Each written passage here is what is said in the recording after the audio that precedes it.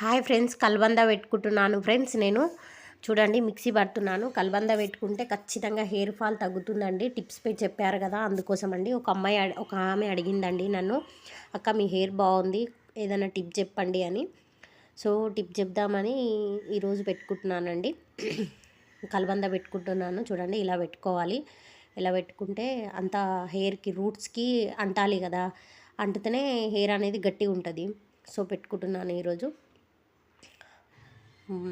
ఇలా పెట్టుకోవాలి హెయిర్కి. అంటే నేను ఆయిలింగ్ పెట్టుకున్నా కూడా ప్యాక్ పెట్టుకుంటానండి. ఆయిల్ పెట్టుకున్నాక కూడా ప్యాక్ పెట్టుకోవచ్చు, ఏం కాదు. కొంతమంది ఏమో తలస్నానం చేసి పెట్టుకుంటారు.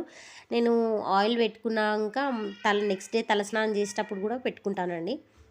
అలా పెట్టుకున్నా కూడా మనకి హెయిర్కి అంటాలి, అంతేకాని రూట్స్కి మనకి నీట్గా అంటితే చాలు.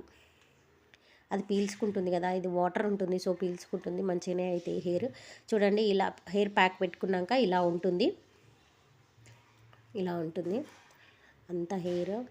బట్ చాలా కట్ చేశానండి నేను. కట్ చేయకుంటే ఎంత లాంగ్ హెయిర్ ఉంటే, తలస్నానం చేసినాక చూడండి, తలస్నానం చేసి ఇట్లా బయటికి వచ్చి హెయిర్ దులుపుకుందామని వచ్చినాను ఎండకి.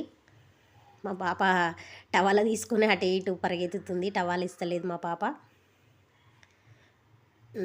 ఇప్పుడు జుట్టు వేసుకుంటున్నానండి. హెయిర్ ఆరిందండి, కొంచెం తడి లైట్ తడిగా ఉన్నప్పుడు వేసుకుంటానండి. లైట్గా అంటే మరీ వెట్ కాదు, మరీ లైట్ కాదు అన్నట్టు, మామూలుగా ఉన్నప్పుడు వేసుకుంటానండి. ఎందుకంటే జుట్టు పొడి పొడిగా మంచిగా వస్తుంది.